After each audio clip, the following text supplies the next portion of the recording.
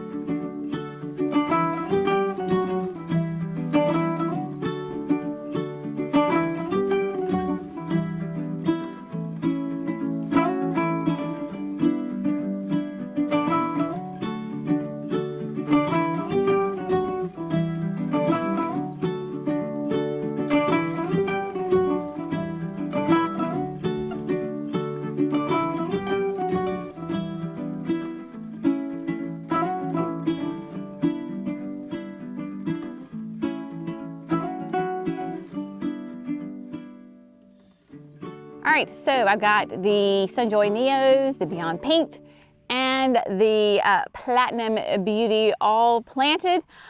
We did the exact same method that we always use when we plant. We use our power planter auger, nice good size hole, then we will put some biotone in there, and then of course just come back with the native soil.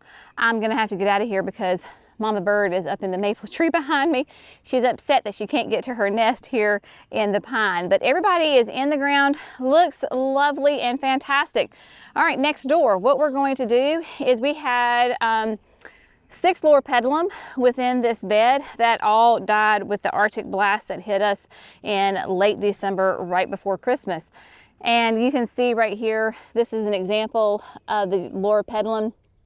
There's a couple of reasons I think we lost it. One, I put them in the ground late in the season and they didn't have time to get established. And then of course, this wind really hit them right here. And they are loropetalums. They do like it hot. So what we are going to do is we are going to replace them with some beautiful summerific Holy Grail hibiscus. These plants get huge. They to know Holy Grail is to love Holy Grail for sure. They have started to sprout. They have beautiful, nice, dark foliage. You can see here on the tag, almost a black foliage with a really bright red flower. These are going to be 48 to 54 inches tall and wide.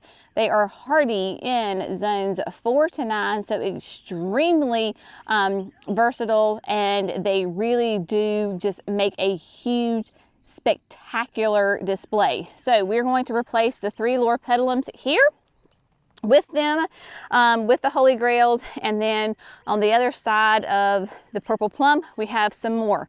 These are just in a nice straight row right here, so we're gonna have to dig up the loropetalums and then put the Holy Grails in.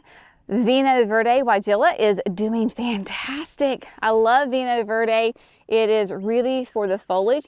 Really nice kind of a bicolor leaf on it. I know it is full sun, y'all. We're doing the best we can here, and they do some nice kind of a raspberry red flower on them in the spring. Mostly they are for foliage though. The one in the middle is probably the smallest, but look at this one, really nice size.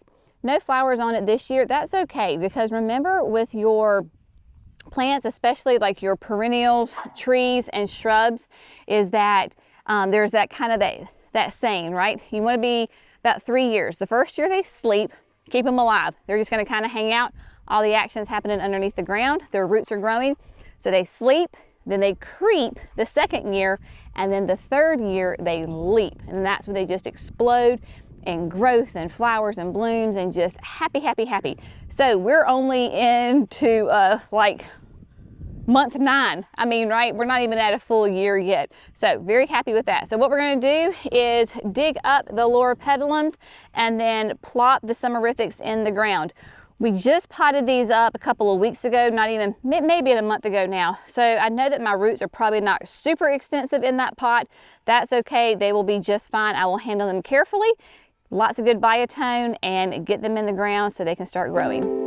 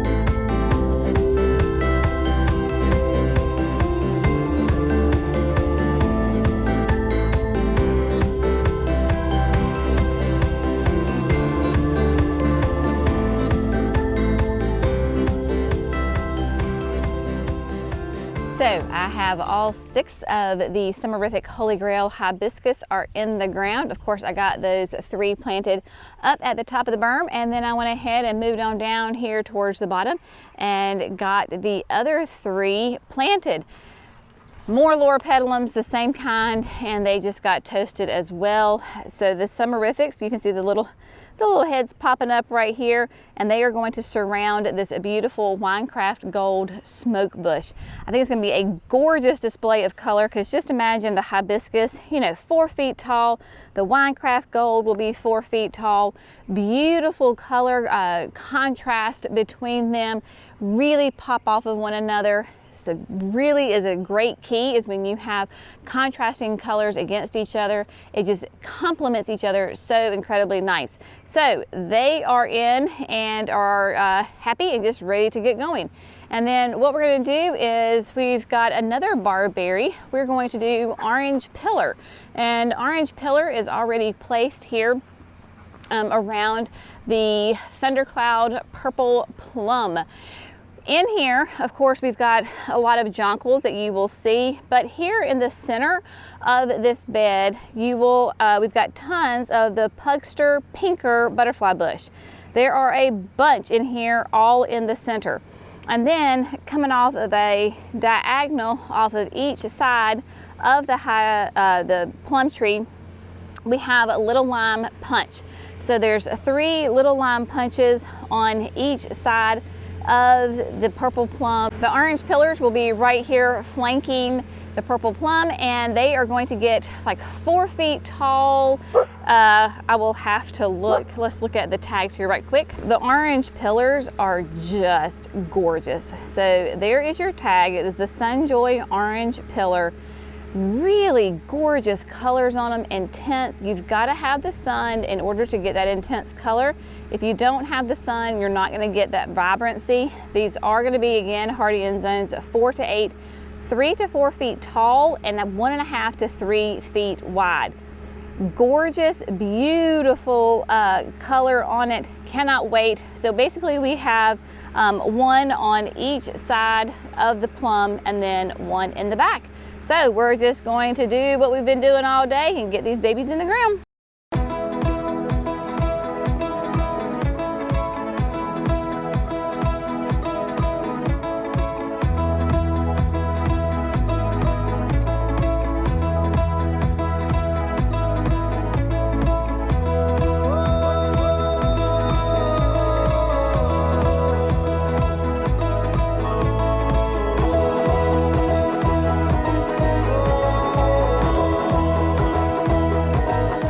Friends, so the barberries are in the ground, the hibiscus are in the ground, Caryopteris, everybody is in the ground. We are going to have some absolutely stunning color this year. That's the fantastic thing about these, having the hibiscus and the barberries and the Caryopteris.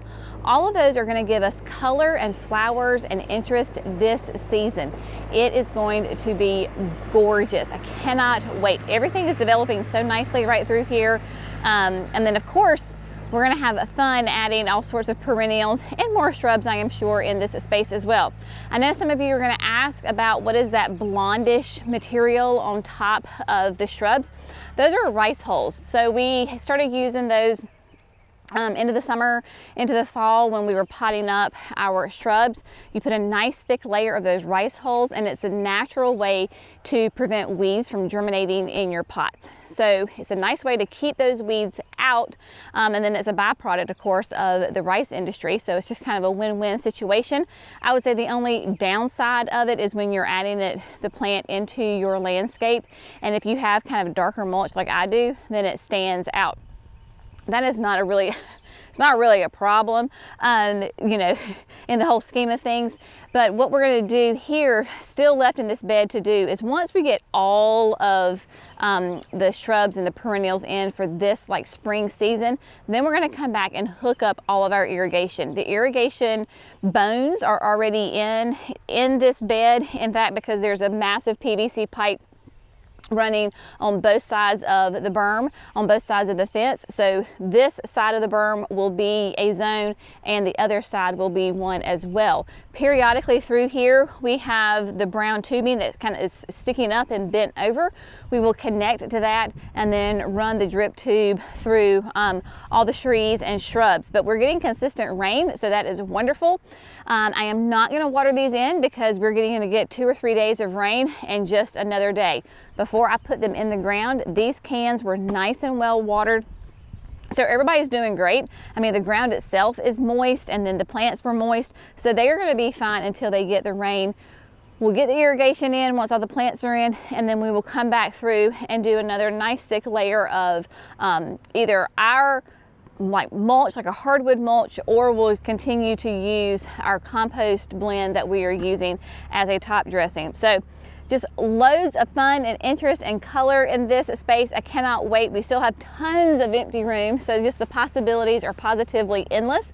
Jerry and I were brainstorming last night for that side of the berm. We have got some great, fun, gorgeous plans that we're going to implement probably here within the next week or so. So stay tuned for that because we will bring it to you. As always, I hope you have found this fun, informative, and inspirational. Thank you so much for gardening with Creekside. Y'all have a great day and we'll see you in the next video. Bye, friends.